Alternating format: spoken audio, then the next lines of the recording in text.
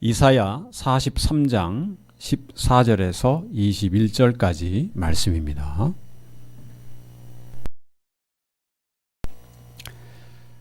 너희의 구속자여 이스라엘의 거룩한 자 여호와가 말하노라. 너희를 위하여 내가 바벨론에 보내어 모든 갈대아 사람으로 자기들의 연락하던 배를 타고 도망하여 내려가게 하리라.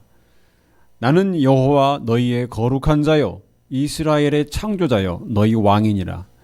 바다 가운데 길을 큰 물 가운데 첩경을 내고 병거와 말과 군대의 용사를 이끌어내어서 그들로 일시에 엎드러져 일지 못하고 소멸하기를 꺼져가는 등불 같게 한 나 여호와가 말하노라. 너희는 이전 일을 기억하지 말며 옛적 일을 생각하지 말라. 보라, 내가 새 일을 행하리니 이제 나타낼 것이라. 너희가 그것을 알지 못하겠느냐? 정령이 내가 광야의 길과 사막의 강을 내리니 장차 들짐승 곧 시랑과 및 타조도 나를 존경할 것은 내가 광야의 물들을 사막의 강들을 내어 내 백성 나의 택한 자로 마시게 할 것임이라. 이 백성은 내가 나를 위하여 지었나니 나의 찬송을 부르게 하려 함이니라. 아멘. 기도하겠습니다. 살아계신 아버지 하나님, 오늘도 하나님께서 주시는 말씀을 듣기를 원합니다. 하나님께서 이 자리에 임재하사 하나님의 능력의 말씀, 생명의 말씀을 들려주시옵소서. 우리가 귀를 열고 우리의 마음을 열어서 하나님의 말씀을 받게 하여 주옵소서. 이 귀한 말씀 마음에 깊이 새겨서 늘 하나님의 뜻을 분별하며 하나님의 뜻을 행하는 저희들 되게 하여 주옵소서. 우리 삶이 귀한 말씀의 열매가 맺혀지게 하여 주시옵소서. 이 시간 온전히 하나님께 의지하오며 예수 그리스도 이름으로 기도하옵나이다. 아멘. 네, 2025년 새해가 시작이 되었습니다. 하나님께서 저와 그리고 여러분에게 새해를 주셨습니다. 내일 일을 알지 못하는 것이 저희들입니다. 우리에게 하루가 새롭게 주어져서 내일이었던 하루가 오늘이 된다는 것, 이것은 하나님의 은혜입니다. 내년으로만 있었던 25년이 이제 우리에게 현실이 되었습니다. 우리가 한 해를 마감하고 시작할 때 반드시 기억할 것은 무엇인가 하면 하나님께서 역사의 주관자이시고 하나님께서 온 세상을 다스리시는 분이라 하는 것입니다. 또한 하나님께서는 저와 여러분의 생명을 주관하시는 분입니다. 그래서 2025년에 이르기까지 연수가 다하지 못하는 사람은 하나님께서 거두어 가시는 것입니다. 올 한 해를 살아가는 데 있어서 하나님의 뜻이 가장 중요함을 잊지 마시기 바랍니다. 여러분 각자가 가진 계획이 있고 또 여러 가지 목표가 있을 수 있습니다. 그러나 그 어떤 것보다 중요한 것은 여러분을 향한 하나님의 뜻입니다. 그 뜻이 여러분에게 이루어지는 것을 위해서 기도하시고 또 마음을 모으시기 바랍니다. 하나님의 뜻과 상관없이 마음대로 살아가다가 어느 날 문득 보니까 한 해가 다 지나갔구나 하는 그런 일이 있어서는 안 될 것입니다. 하나님께서 여러분 각자 한 분 한 분에게 생명을 주시고 시간을 주시고 새롭게 또한 기회를 주시는 데에는 이유가 있습니다. 그 이유를 알지 못하고 그냥 시간 가는 대로 하루하루를 다 인생을 소비하는 것은 참으로 어리석고 또 하나님 보시기에 악한 것입니다. 예수님께서 이 세상에 계실 때 가장 집중한 것은 무엇인가 하면 하나님의 말씀을 이루시는 것이었습니다. 하나님의 뜻이 이루어지기를 위해서 기도하셨습니다. 예수님께서도 하나님의 말씀과 기도에 집중하셨던 것입니다. 우리도 올 한 해가 이렇게 말씀과 기도에 더욱 집중하고 힘쓰는 한 해가 되기를 바랍니다. 우리 주님의 본을 따르는 한 해가 되기를 바랍니다. 오늘 말씀은 하나님께서 새 일을 행하시겠다 하는 내용이 담긴 말씀입니다. 이 말씀에 큰 은혜가 있기를 바랍니다. 이스라엘 백성은 하나님께 범죄하여서 바벨론에 멸망을 하였습니다. 남유다는 바벨론에 멸망하였고 북이스라엘은 아수르에 멸망을 하였습니다. 이것은 하나님의 징계였습니다. 하나님은 선지자들을 통해서 하나님의 심판, 하나님의 징계를 미리 경고하셨습니다.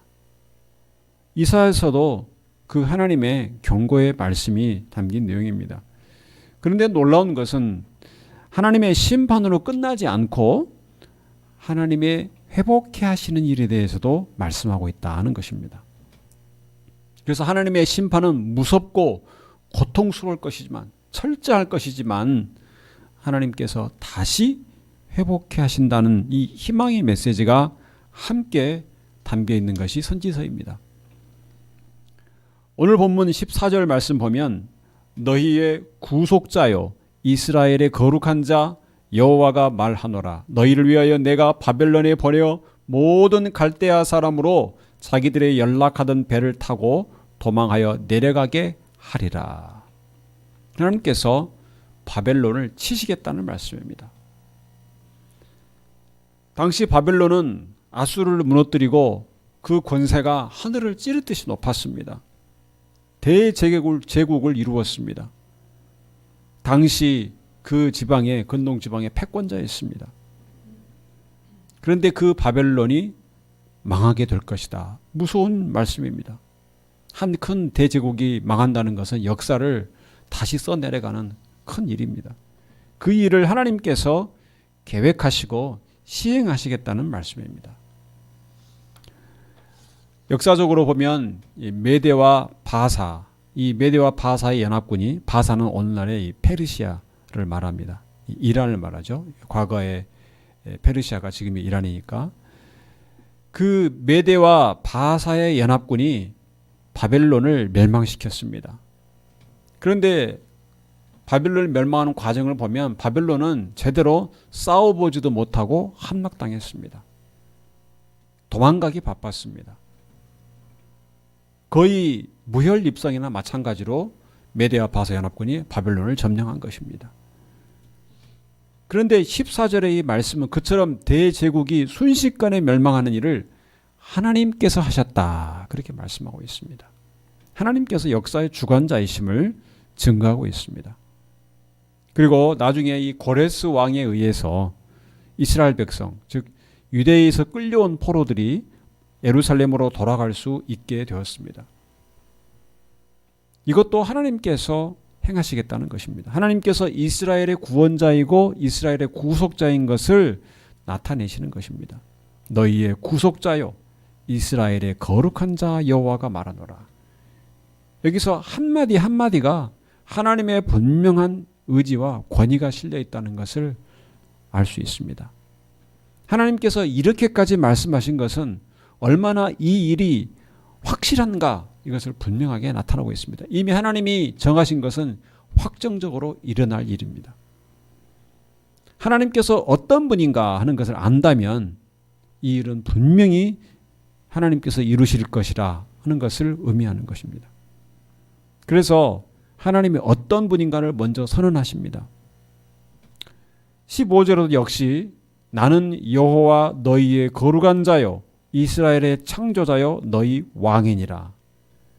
하나님이 어떤 분인가를 먼저 선언하시고 나서 하나님이 하실 일을 말씀합니다. 하나님이 어떤 분인가를 우리가 분명히 안다면 그 일은 반드시 이루어질 것이라는 것을 증거하는 것입니다. 우리가 하나님이 어떤 분인가 하는 것을 아는 것이 우리 신앙의 본질입니다. 우리 신앙생활은 끊임없이 하나님을 알아가는 것입니다. 하나님의 이름만 알아가는 것이 아니고 하나님의 속성, 하나님이 어떤 분인가, 하나님과의 관계 속에서 하나님을 또한 알아가고 하나님의 그 사랑과 은혜와 공의로우심과 긍휼과 신실하심을 하나하나 알아가고 경험해 가는 것입니다. 그것이 우리의 신앙생활입니다. 이스라엘 백성이 망한 이유는 하나님을 아는 지식이 없기 때문이었다고 호세아서에 말씀하고 있습니다.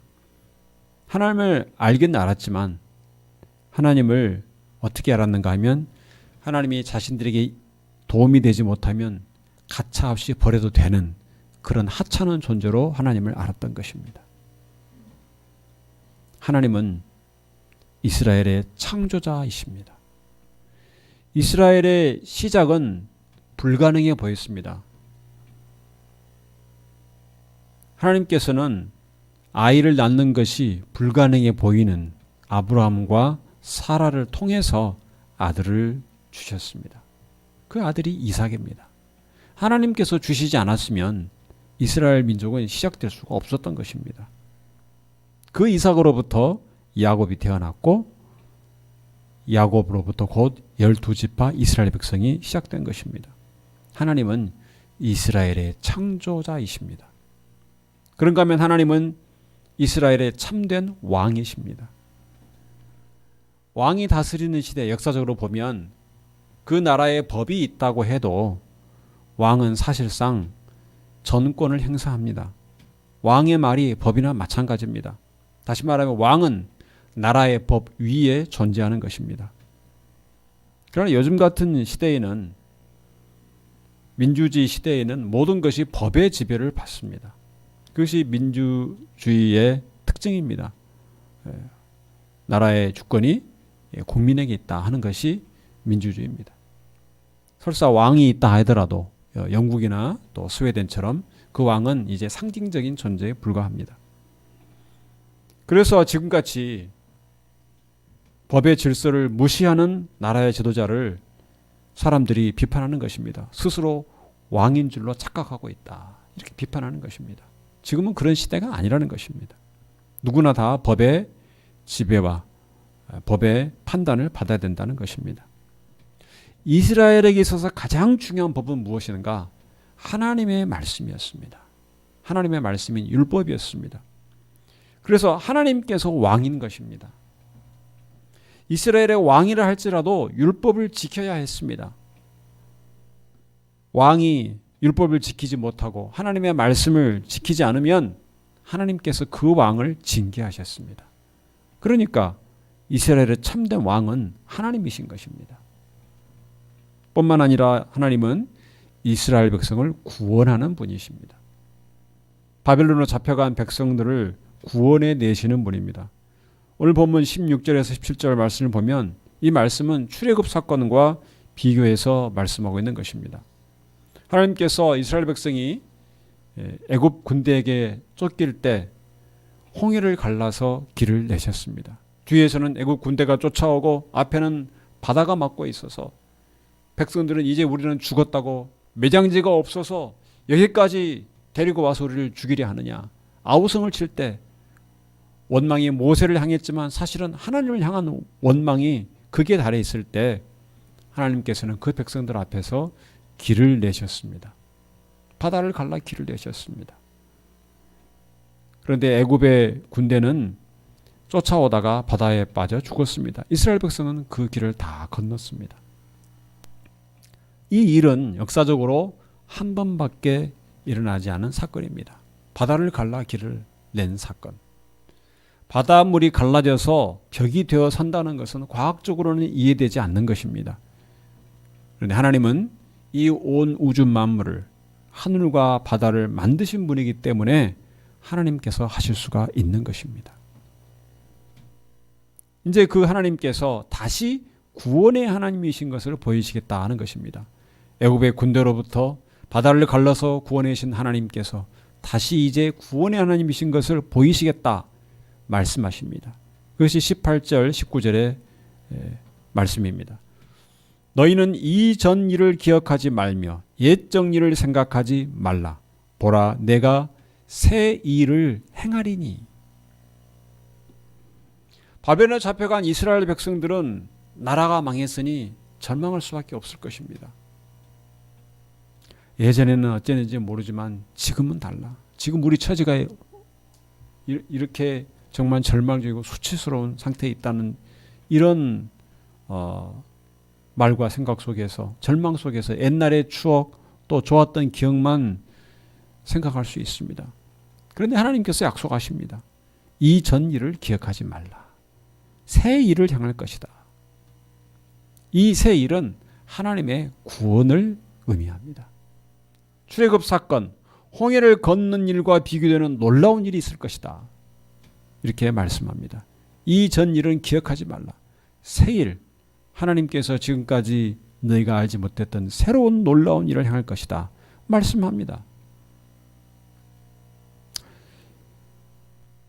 하나님께서 고레스 왕의 마음을 움직여서 예루살렘 성전을 다시 건축하게 하고 예루살렘 성벽을 수축하게 하였습니다.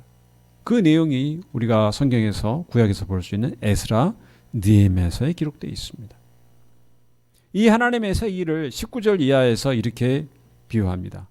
보라, 내가 새 일을 행하리니 이제 나타낼 것이라. 너희가 그것을 알지 못하겠느냐? 정령이 내가 광야의 길과 사막에 강을 내리니 장차 들짐승 곧 시랑과 및 타조도 나를 존경할 것은 내가 광야의 물들을 사망의 강들을 내어 내 백성 나의 택한 자로 마시게 할 것임이라. 길이 없는 그야말로 거칠고 황량한 들판에 길을 내는 것, 또 물이 하나도 없는 사막에 큰 물이 흐르는 강을 만들어내는 것과 같다는 것입니다. 하나님의 구원이 그와 같다는 것입니다. 하나님께서 사막에 강을 내면 사막에서 목이 마르던 많은 들짐승이 그 강물을 마시게 될 것입니다. 들짐승들이 또 타조도 하나님을 존경할 것이다. 이렇게 말했습니다. 생명을 유지시키고 살리는 일은 하나님께서만 하실 수 있는 일입니다. 특히 내 백성 나의 택한 자로 마시게 할 것임이라 이렇게 말씀했습니다. 하나님은 하나님의 백성을 잊지 않으신다는 것입니다. 물을 주시고 필요를 채워주십니다. 이스라엘 백성은 하나님을 잊었을지라도 하나님은 그 백성을 잊지 않습니다. 손바닥에 새겼다고 했습니다. 하나님의 징계를 받은 백성이라 할지라도 하나님께서 잊지 않으시고 때가 되면 구원하시는 분인 것을 알 수가 있습니다. 그래서 우리가 이 세상을 살아갈 때 우리가 보기에는 아무런 해결책이나 돌파구가 없이 절망적인 상황에서 하나님이 길을 내시는 것을 우리가 기대하고 또 바라보아야 할 것입니다. 정말 우리가 인생을 살아가면서 길이 없는, 답이 없는 상황을 맞이할 때가 종종 있습니다. 정말 어떻게 해야 될지 알 수 없습니다. 우리가 이렇게 해도 안 되고 저렇게 해도 안 되는 상황, 진퇴양난인 상황, 길을 잃었다고 생각할 수 있습니다. 오랫동안 다니던 직장에서 갑자기 해고를 당한 사람들이 있고 사업이 망해서 절박한 상황이 내몰릴 수 있습니다. 요즘같이 경제적으로 어려운 때 자영업을 한 사람들은 문을 닫는 일들이 얼마나 많습니까? 경제적인 어려움뿐만이 아닙니다. 또 건강에 큰 이상이 생길 수도 있습니다. 이것은 마치 길이 없는 광야에 내던져진 것과 같습니다. 어디로 가란 말인가? 그때 우리 믿는 성도들은 하나님을 바라봐야 할 것입니다. 우리의 참된 구원이신 하나님만을 바라봐야 됩니다. 하나님은 아무것도 없던 곳에서 이 온 세상을, 온 우주 만물을 만드신 분입니다. 창조주 하나님이십니다. 하나님께서 길을 내시는 것은 너무나 당연합니다. 하나님께서 그의 백성 택하신 자들을 기억하신다고 했습니다. 하나님께서 그 백성들의 기도를 들으십니다. 요즘처럼 우리가 나라를 생각하면 개인 일도 정말 걱정이 태산이지만 나라를 생각해도 걱정이 많습니다. 나라의 경제가 든든히 살아 있어야 한 국민들도 거기에서 자기의 삶을 영위할 수가 있습니다. 그래서 나라가 불안합니다. 정말 하나님께서 이 나라를 지켜주신다는 믿음이 없다면 하루라도 불안해서 견딜 수 없을 것 같은 그런 상황이 지금 벌어지고 있습니다. 그러나 우리 믿는 자들은 하나님을 믿기 때문에 하나님께 기도하면서 마음의 평안을 누릴 수가 있습니다. 사람에게 이 모든 일들이 달려있지 않다는 것입니다. 하나님의 손에 달려 있습니다. 우리가 당하고 있는 지금 이러한 일들은 우리나라가 얼마나 썩어 있는가 하는 것을 보여주고 있습니다. 지도적 위치에 있는 자들, 국회의원들이 법을 지키는 것을 우습게 여기고 자기 주장만 쏟아내는 것을 보게 됩니다. 이 사회에 많은 성적인 타락과 돈에 관련된 비리와 범죄뿐 아니라 사회적인 정의가 심각하게 훼손되는 것도 큰 문제입니다.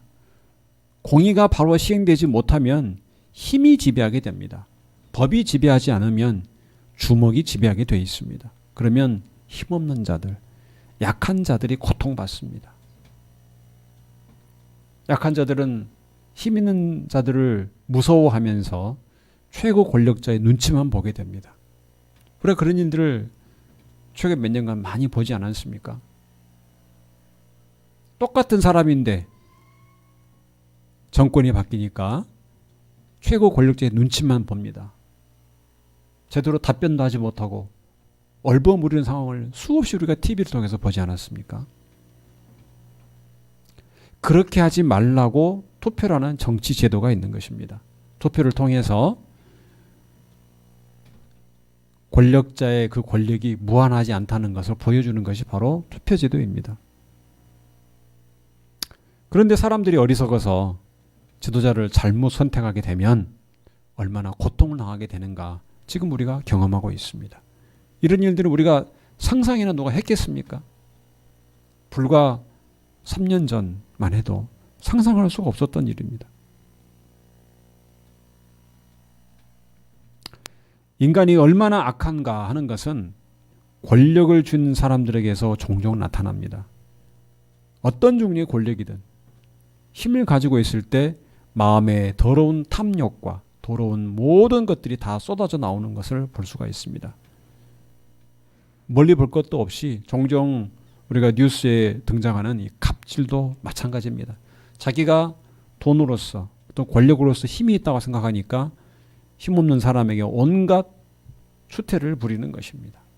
그래도 되는 것처럼. 다른 사람을 비난할 것도 없습니다. 우리도 만약 그런 위치에 가 있다면 결코 그러지 않으리라는 보장을 할 수가 없는 것입니다. 죄가 그처럼 무서운 것입니다. 하나님께서 이 나라에 긍휼을 베푸시기를 위해 기도해야 될 것입니다. 아무리 정치 제도가 좋아도 결국은 사람이 문제입니다. 제도가 조금 부족해도 그것을 어떻게 사람이 운영하느냐에 따라서 얼마든지 좋은 결과를 이 사회를 참 바람직하게 만들어갈 수 있습니다. 아무리 제도가 완벽해도 그 제도를 이용해서 나쁜 짓 하는 사람은 반드시 나쁜 짓 합니다. 정치만 문제가 아닙니다. 정치가 안정이 되면 온갖 윤리적인 범죄들이 많아질 수가 있는 것입니다. 예수님 안에서 거듭나지 않은 자에게는 소망이 없습니다. 오늘 본문 말씀은 1차적으로는 바벨론 포로의 귀환에 대한 내용이지만 그것은 완전한 이스라엘의 회복을 말하는 것은 아니었습니다. 이스라엘의 완전한 회복이 되지 않았습니다. 결국 이스라엘의 완전한 회복은 언제 일어나는가? 하나님 나라가 임할 때 이루어진다 하는 것입니다. 다시 말하면 예수 그리스도가 이 땅에 오심으로 이루어지는 것입니다. 요한복음 4장에서 예수님께서 사마리아 여인에게 말씀하십니다.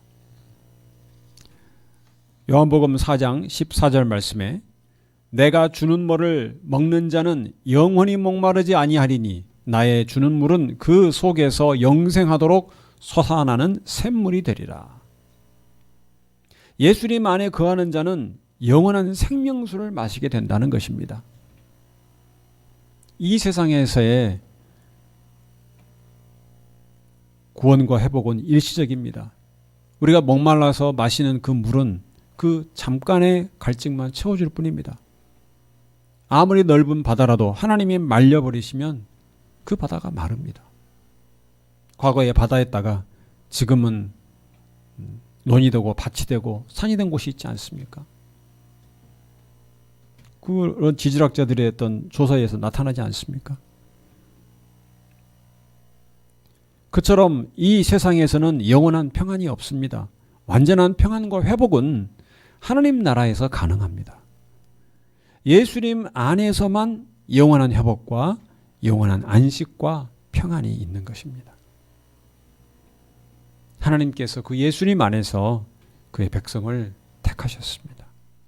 새로운 하나님의 백성은 이제 예수님 안에서 영원한 생명수를 마시게 됩니다.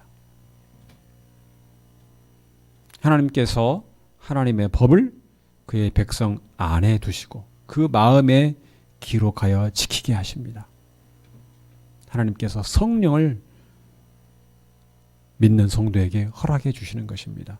성령의 인도하심을 받는 삶을 살게 됩니다. 이것이야말로 영원한 생명수를 마시는 삶인 것입니다.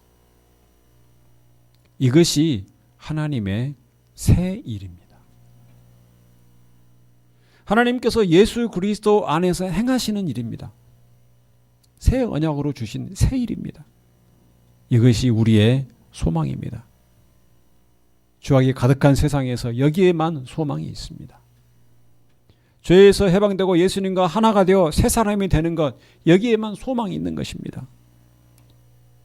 이 사회, 이 세상에서의 문제가 어느 하나가 해결되면 또 다른 문제가 계속 터지기 시작합니다. 이 세상에서는 완전한 해결이 없습니다. 예수 그리스도 안에서, 하나님 나라에서만 그 모든 것이 완전하게 해결이 되는 것입니다.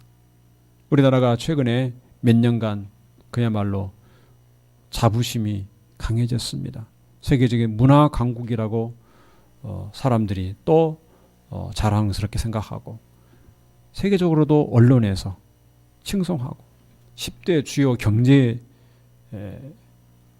지위에 이른 만큼 경제적으로도 부유했었고 군사적으로도 강국이다. 세계적으로 뉴스에 보도됩니다. 스포츠에서도 한국인들의 그러한 근성과 실력이 이름을 떨쳤습니다. 음식과 문화가 이름을 떨쳤습니다. 그런데 그 명성을 무색하게 하는, 부끄럽게 하는 최근의 이 정치적인 혼란은 그냥 우연히 생겨난 것이 아닙니다. 그동안 골물대로 골마에 있었던 것이 터진 것뿐입니다. 어느 한 지도자 한 사람의 문제가 아닙니다. 그에 동조하고 그와 더불어서 자기 이익을 챙겨왔던 그 세력이 얼마나 광범위한가 하는 것을 보여주고 있는 것입니다. 이것은 인간의 죄악된 모습을 보여주고 있습니다. 쉽게 현재의 상황이 정리되지 않는 것은 그만큼 이 사회에 많은 골문 부분이 많다는 것을 보여주고 있는 것입니다. 그런데 우리나라뿐이겠습니까? 정치적으로는 선진국이라는 그런 나라에서 보면 추악한 비리와 스캔들과 마약과 범죄 등 타락한 모습이 얼마나 많습니까? 이 세상은 죄가 가득한 곳입니다. 우리가 사랑하는 세상입니다. 그런데 절망적이지 않습니다. 왜냐하면 하나님께서 택하여 세우신 하나님의 백성들이 있기 때문에 그렇습니다. 바로 성도 여러분입니다. 하나님께서는 그의 백성을 통해서 일하십니다. 오늘 본문 말씀 21절 말씀을 보면 이 백성은 내가 나를 위하여 지었나니 나의 찬송을 부르게 하려 함이니라. 하나님께서 백성을 지으셨다 말씀하고 있습니다. 하나님의 뜻을 이루고 하나님을 찬송하게 하려는 것입니다. 이것이 하나님의 백성을 만드신 목적입니다. 이 찬송을 부르게 한다. 이 말씀이 무슨 뜻인가 하는 것을 살펴보겠습니다. 에베소서 1장 12절 말씀. 이는 그리스도 안에서 전부터 바라던 우리로 그의 영광에 찬송이 되게 하려 하심이라. 영광에 찬송이 되게 하신다고 하셨는데 이것이 또한 어떤 의미일까요? 베드로전서 2장 9절을 보면 오직 너희는 택하신 족속이요 왕같은 제사장들이요 거룩한 나라요 그의 소유된 백성이니 이는 너희를 어두운 데서 불러내어 그의 기이한 빛에 들어가게 하신 자의 아름다운 덕을 선전하게 하려 하심이라. 사도 베드로의 그런 표현입니다. 찬송한다는 것을 하나님의 아름다운 덕을 선전하는 것이다. 널리 전파하고 드러내는 것이다. 이렇게 말씀합니다. 우리가 찬송하면 하나님의 어떤 분인가, 얼마나 사랑과 은혜가 풍성하고 얼마나 능력이 많으신 분인가를 찬송하지 않습니까? 거기에 그 모든 내용이 온 세상에 전파하는 내용이 들어있는 것입니다. 찬송은 입으로만 하는 것은 아닙니다. 하나님 백성의 거룩한 삶과 빛과 소금으로서의 살아가는 삶이 곧 세상 가운데 보여질 때 하나님께 영광이 되고 하나님을 전파하는 그러한 찬송이 되는 것입니다. 성도 여러분, 여러분이 올 한 해 계획한 일이 있을 줄로 압니다. 그런데 그 무엇보다 가장 중요한 것은 여러분을 창조하시고 여러분의 참된 왕이 되신 하나님 백성으로 어떻게 살 것인가, 이것입니다. 이것이 가장 중요합니다. 여러분에게 이 새해를 주신 하나님 앞에서 가장 중요한 것이 바로 이것입니다. 예수님 안에서 여러분을 택하신 하나님의 목적에 맞게 살아야 됩니다. 하나님의 목적에 맞게 올 한 해를 살아내야 하는 것입니다.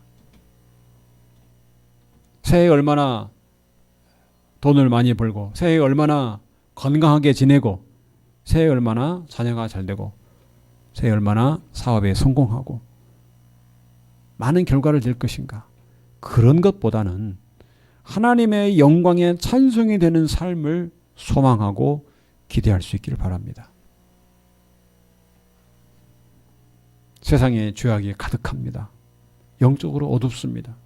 그런데 하나님께서는 여러분을 세상에 살도록 부르셨습니다.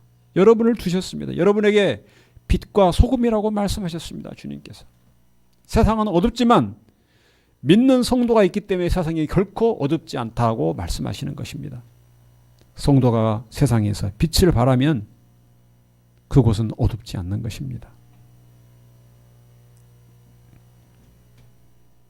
세상에 그리스도의 참된 빛을 비추고 하나님의 영광을 드러내고 하나님의 뜻을 이루는 삶을 사실 수 있기 바랍니다. 여러분의 말과 여러분의 생각과 여러분의 행동과 여러분의 선택과 여러분의 결정 속에 이 모든 것들이 나타나야 됩니다. 우리 예수님 안에서 새롭게 거듭난 자로서 구별된 삶이 나타나야 하는 것입니다. 그것이 바로 하나님께서 행하시는 새 일에 속하는 것입니다. 올 한 해 하나님의 이 새 일, 여러분 안에 행하실 새 일을 위해서 기도할 수 있기를 바랍니다. 올 한 해도 하나님의 새 일을 기대하면서 하나님의 영광의 찬송으로 살아가시기를 주님의 이름으로 축원합니다. 기도하겠습니다. 우리의 창조자이시고 참된 왕이신 하나님, 우리의 구속자이신 하나님, 하나님께서 우리에게 주신 말씀을 들었습니다. 올 한 해 하나님께서 저에게 주셨습니다. 이 한 해를 어떻게 살 것인가 생각하면서 이 말씀을 들었습니다. 우리를 지으시고 창조하실 때 하나님께서 목적을 두시고 하나님을 찬송케 하기 위하여서, 하나님의 영광에 찬송이 되게 하시기 위해서 하나님을 온 세상에 드러내고 거룩한 삶으로서 하나님을 증거하고 높이게 하기 위해서 우리를 택하시고 올 한 해를 더 허락하여 주신 것을 믿습니다. 하나님 앞에서 항상 하나님의 목적, 우리를 향하신 목적과 우리를 향하신 뜻을 우리가 늘 기억할 수 있기를 원하고 기도합니다. 하나님 아버지, 우리에게 주신 귀한 시간과 하루하루와 올 한 해를 하나님 앞에서 하나님께서 우리 안에 행하실 새 일을 기대하면서 그것을 위해서 기도하면서 살 수 있기를 바랍니다. 하나님 아버지, 역사하여 주시고 우리를 인도하여 주옵소서. 성령으로 충만케 하시고 우리의 발걸음을 인도하여 주시옵소서. 예수 그리스도 안에서 우리에게 행하실 새 일을 기대하면서 기도하면서 충성케 하여 주시옵소서. 예수 그리스도 이름으로 기도하옵나이다. 아멘.